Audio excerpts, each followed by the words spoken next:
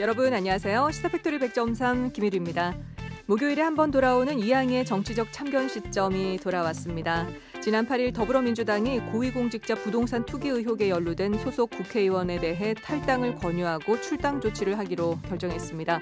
한편 국민의힘은 국민권익위원회가 아닌 권한도 없는 감사원에 의뢰하겠다고 했는데요. 이에 대해 감사원은 직무범위 밖의 일이며 감사원이 할 수 있는 일이 아니다라고 답했습니다.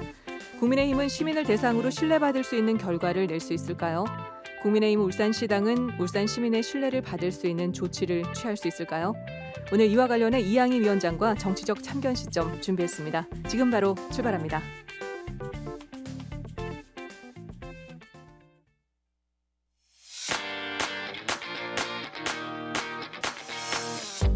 지금 여러분은 퇴근길을 책임지는 시사팩토리 100.3을 듣고 계십니다. 저는 정치팩토리 SE 진행자 강승복입니다. 동남권 정치 전문 방송 정치팩토리는 매주 수요일 저녁 7시 팟캐스트와 유튜브로 송출되고 있습니다.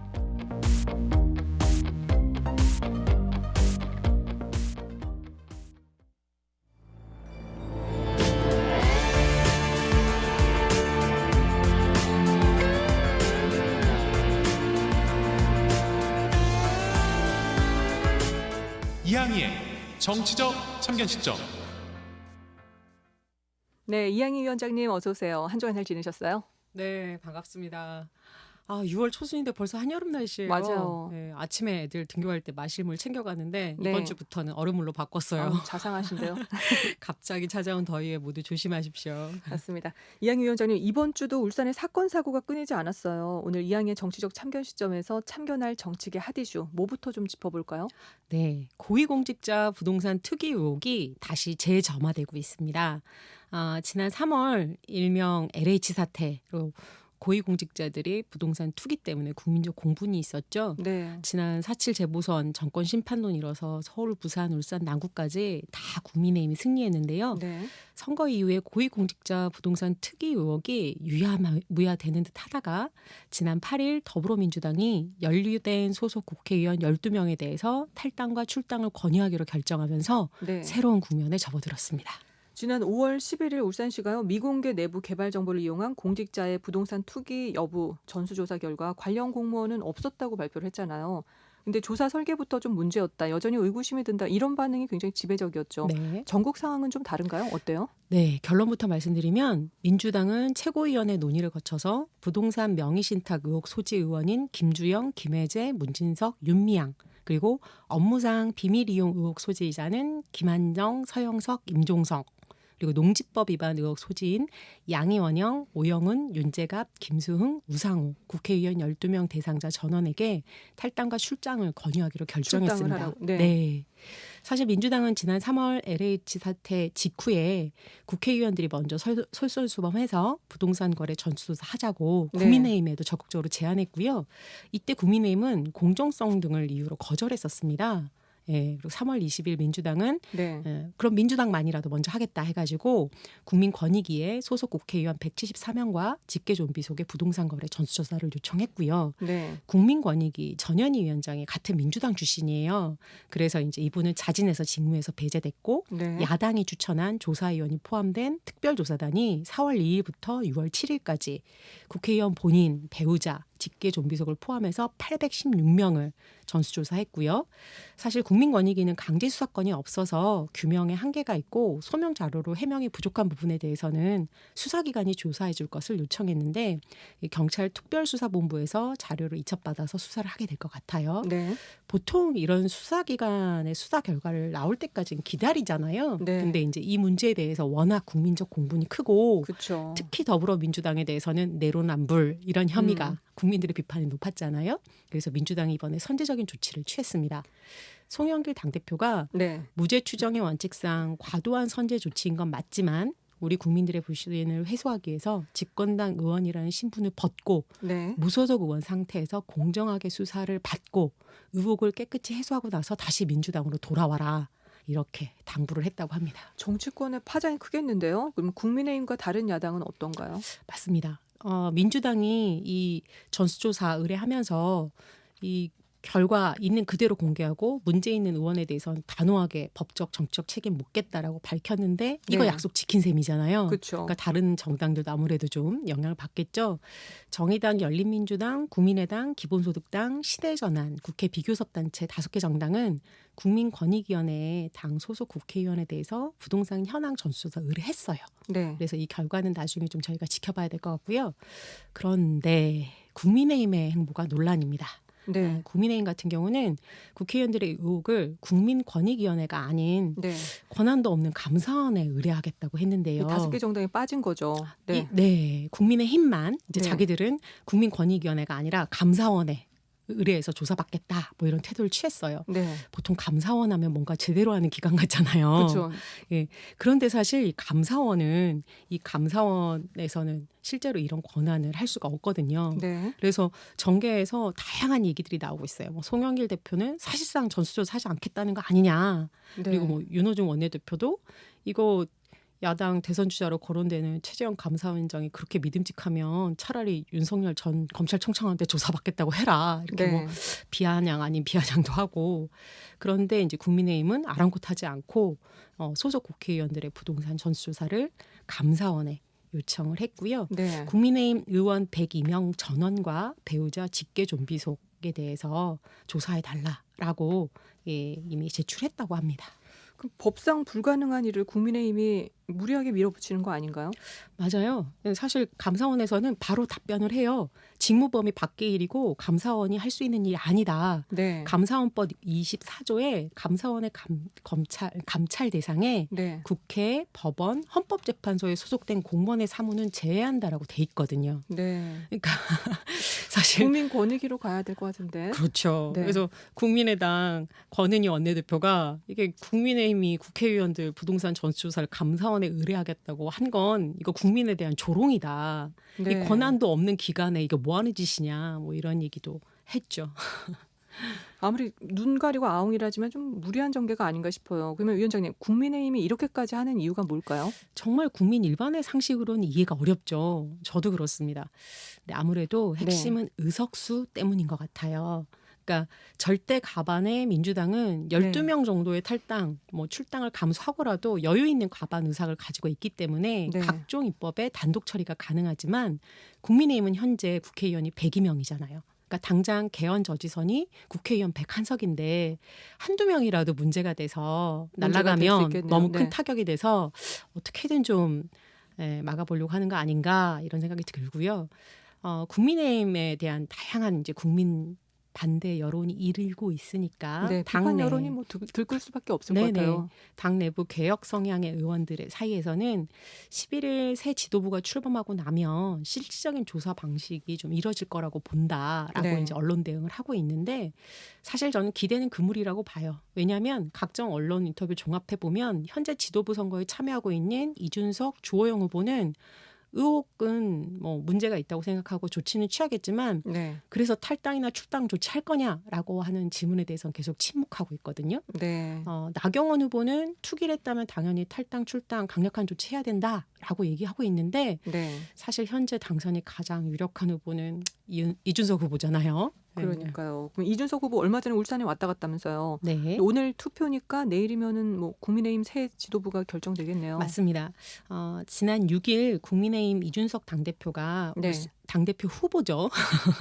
네, 후보가 아직은. 네. 울산을 찾아 내년 대선이나 지방선거 승리를 위한 적임자가 자기라고 강조하고 주요 당직자들이랑 진행한 간담회에서 대선에서 이기기 위해 더 다양한 생각을 가진 사람들이 함께할 수 있어야 되는데 네. 당 대표가 되면 당 밖의 인사를 포함해서 모든 대선 후보에게 당의 문호를 개방하고 관용과 공정한 프로그램을 통해서 반드시 승리를 이루겠다라고 네. 강조했고요. 주호영 당대표 후보도 지난달 5월 29일 울산 동구당협위원회 사무실에 방문해서 네. 권명호 의원이랑 또 주요 당직자랑 당원 간담회를 가졌어요. 네. 이때 통합과 혁신으로 정권 재창출할 사람은 바로 자신이라고 네. 자신에게 좀 지지해달라 뭐 이런 얘기를 했다고 하고 권명호 의원이 뭐 전당대회가 전 국민의 관심을 갖고 지켜지고 보고 있는데 네. 모든 후보가 최선을 다하고 있고 결과에 승복해야 되지만 주호영 원내대표 시절 원내 부도표 지내면서 곁에서 본인이 지켜본 바라는 성품과 능력에 모두 훌륭한 분이라고 거의 직접적인 지지의사죠. 이런 표현도 하셨고요. 네. 국민의힘 당대표 후보 중에 가장 먼저 울산을 다녀간 후보는 나경원 후보였습니다. 네. 지난달 26일 울산에 오셔서 야권 통합의 적임자라고 본인을 지지해달라고 호소했는데 네. 실제로 야권 통합이 전제돼야 대선에서 이길 수 있고 특정 계파에 속해 있지 않은 특정 대권 주자들을 두둔하지 않는 본인이 가장 적합하고 국민에게도 신뢰를 줄 수 있다. 당대표는 어느 때보다 중립성이나 공정성이 요구된다. 이런 강조도 하셨고요. 네. 울산 현안에 대해서도 다 약속하셨어요. 당대표 후보신 분인데 네. 울산 외곽 고속순환도로랑 뭐 산재병원이랑 울산 의료원에 대해서 본인이 다 이렇게 큰 숙제를 안고 가는데 잘 해결하기 위해서 노력하겠다라고 했고 특이한 건 이날 당원 간담회에는 서범수 시당위원장을 비롯해서 권명호 의원, 정가뵤, 박맹우, 김두겸 상임고문 등 당원 80여 명이 참석했습니다. 네. 국민의힘 울산시당 당심이 어디를 향하고 있는지 조금 읽히시나요? 그러네요. 네, 내일 발표되는 결과 좀 기대해 보고요. 이에 따른 정계 지각 변동 폭이 어느 정도가 될지 좀 지켜봐야 될 것 같습니다. 궁금해요. 내일 결과를 좀 기다려봐야겠습니다. 최근 거물급 정치인들이 울산 방문이 좀 잦네요. 여권 네. 대선 주자들도 다녀갔잖아요. 맞습니다. 더불어민주당 대선 주자 선출은 사실 이제 9월 9일인데 네. 저희가 볼 땐 한참 남았지만 주자들한테는 이제 정말 100일 이런 마음이거든요. 네. 그래서 뭐 이재명 경기지사, 이낙연 전 민주당 대표, 정세균 전 국무총리 이른바 소위 빅3가 네. 울산 지역의 당심과 민심을 공략하기 위해서 울산에 다녀갔는데요. 전국 17개 시도 가운데 산업수단 울산의 표심을 초반 변수로 보고 있는 것 같고요. 네. 전략적 대처에 나선 것으로 보인다는 지역의 언론에 이제 주로 평가가 있습니다. 가장 먼저 민주당 대선 주자인 이낙연 전 대표를 지지하는 모임이 울산에서도 출범했습니다. 네. 언론 보도 통해서 아시는 분들도 많을 텐데 내 삶을 지켜주는 나라 신복지 울산 포럼이라고 5일 롯데호텔 울산에서 이낙연 전 대표도 직접 참석을 한 가운데 네. 출범을 했고요. 이낙연 전 대표를 대통령으로 만들기 위해 지지자를 3만 명 이상 확보하겠다라는 포부도 밝혔고 이 네. 자리에 민주당 울산의 남갑위원장인 신규명 변호사 이분이 네. 수석 상임 대표를 하시고요. 박병석 시의장, 윤인섭 변호사, 이성춘 더수불산 대표, 오인규 울산 장애인 총연합회장, 박성진 민주당 남을위원장, 김성관 동서발전 노조위원장 등의 상임 대표를 맡았습니다. 네. 공동대표에는 김강식 전 근로복지공단 상임감사, 손영식 울산대 교수협의 회장, 이미영 시의원, 건진의 사회연대 노동포럼 상임대표 등의 이름을 올렸는데요. 네. 이낙연 대표 역시 출범에 앞서 특강할 때 공공의료원 예타 면제를 비롯해서 수소도시 건설, 부유식 해상 풍력 발전의 동북아 전진기지 조성, 네. 그다음에 원자력이나 원전 해체 산업, 그리고 우문댐 물을 울산에서 제공해서 먹는 물 문제를 해결하겠다라는 네. 등 산적한 울산 과제 다 본인이 책임지겠다고 약속하고 가셨습니다. 네. 또 다른 대선 주자인 이재명 경기지사는요. 전국 조직인 기본소득 국민운동본부를 필두로 지역별로 약간씩의 정책 색깔이 다르긴 한데 네. 민주평화광장이라는 조직을 통해서 지지세를 확대하고 있어요. 지난 2일 울산에서도 민주평화광장이 출발했고 이 출범식에서는 민주평화광장 공동대표인 조정식 의원을 비롯해서 다양한 분들이 참석하셨는데 네. 박병석 울산시의 의장님 이 자리에도 참석하셨더라고요. 네. 그리고 이재명 지사 같은 경우는 모두가 억울함이 없이 살아가는 공정한 세상을 만드는 게 우리 시대 가장 중요한 과제고 이번 출범식이 민주평화 공정의 가치가 널리 퍼지는 뜻깊은 자리가 되길 바란다고 축전을 통해서 네. 울산 조직 출범식을 좀 마음을 전했고요. 김희경 민주평화광장 울산본부 상임대표는 평화에 대한 국민적 갈망, 더 나은 나라를 만들기 위해서 열심히 뛰겠다라고 얘기했습니다. 그렇군요. 빅3 중에 마지막인 전세균 전 총리 측은요. 네. 전국 조직막이 국민시대라는 게 있는데 울산 전역에 공사조직을 구축하고 있다고 합니다. 정확하게 아직 실명까지는 공개되고 있지 않은데 네. 울산 관내 2명의 기초자치단체장과 시구 의원 등이 중심이 돼서 정세균 전 총리 지지세를 만들어 가려고 노력하고 있고 다음 주 중에 이제 공식 출범을 해서 네. 띄울 다음 거라고 주에. 하는데요. 네. 민주당 울산시당 역시 당심이 어디에 있는지 살짝 느껴지시나요? 알면서도 모른 척 해야 되나요? 그러면 이제 울산 소식으로 좀 넘어가 볼까요? 네, 국회 문화체육관광위원회 소속 더불어민주당 이상원 시당위원장이 네. 정부의 2030 안전 물관리 대책에 따라서 사연댐 수위 조절을 하고 또 수문 설치 국비 확보도 속도를 낼 것으로 보인다면서 네. 올 정기국회 예산심의 때 반드시 확보될 수 있도록 하겠다고 밝혔습니다. 네. 네, 울산권 맑은물 공급 대책과 맞물려 있는 방구대 안각화 보존책 그리고 사연댐 수위 조절 수문 설치 비용이 순수 비용만 한 500억 정도 추산되고 있고 네. 정부 유관부처가 적극 검토 중인 준설 비용까지 합치면 거의 1,000억 원으로 확대되는데 네. 정부의 국비 지원 의지에 관심이 쏠리고 있습니다. 정말 오래된 과제잖아요. 네. 이번에 좀 제대로 해결될지 궁금합니다.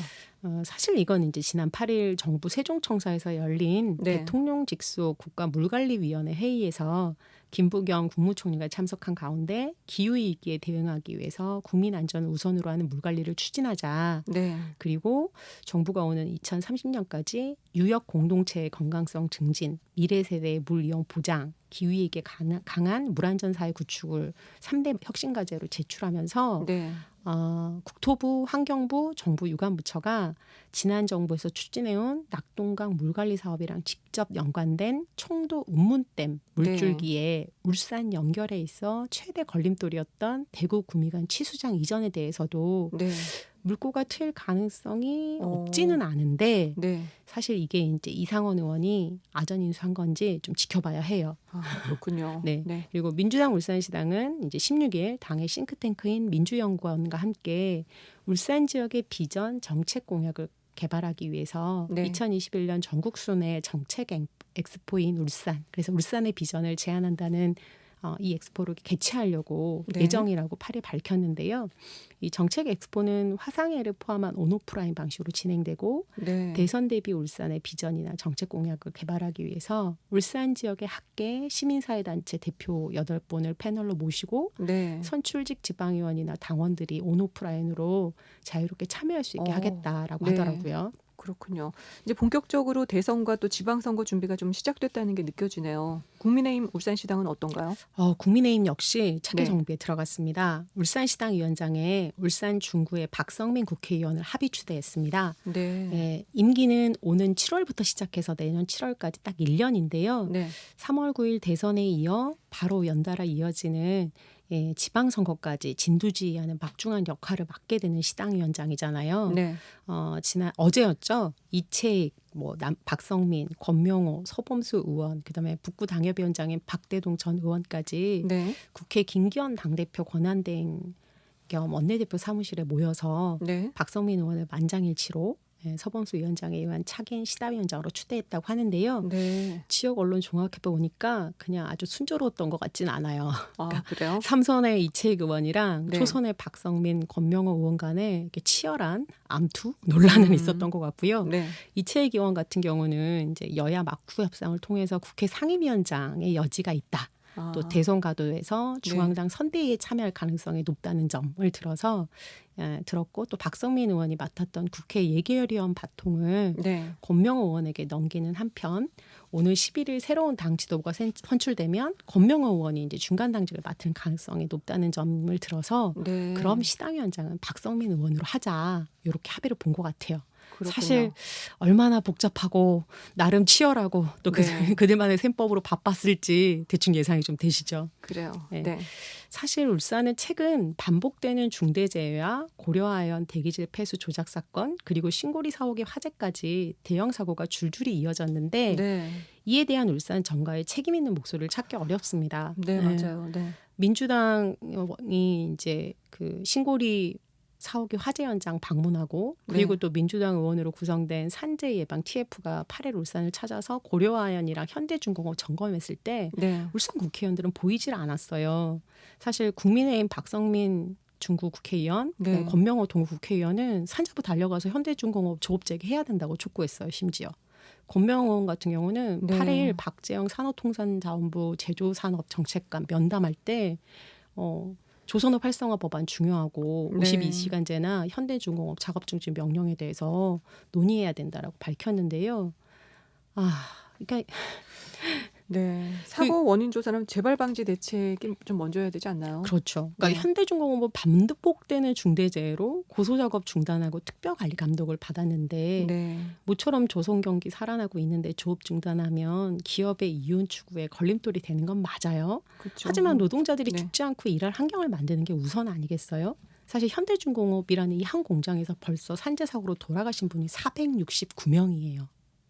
생각보다 많죠. 너무 많죠. 네. 네. 그리고 지난 2월 달에도 사망 사고 있었고 5월 8일 어버이날에도 산재 사망 사고가 있었잖아요. 그래서 산재 사고 현장을 부분적으로 조업 중단하고 네. 안전 관리를 위해서 감독하고 있었던 건데 이게 8일에 산자부 정책관 만나서 닥달하면 이 부끄러움 왜 우리의 몫이어야 되는지. 네. 사실 조업 중단하면 직접적인 피해는 노동자가 겪습니다. 그렇죠. 정규직이야 휴업수당 나오지만 네. 하청 노동자나 물량팀 노동자들은 그렇죠. 법적으로 보장된 휴업수당 못 받거든요. 네. 협력사는 원청이 주는 기성금이 부족해서 그렇다라고 하는데 사실 어떻게 하면 대책을 강구할 건지 안전한 일터를 만들 건지라는 것보다는 기업 손실에 대해서 전전긍긍하면서 조업 재개만 주장하는 정치인들, 시민 입장에서는 좀 기가 막힌 일이 아닌가.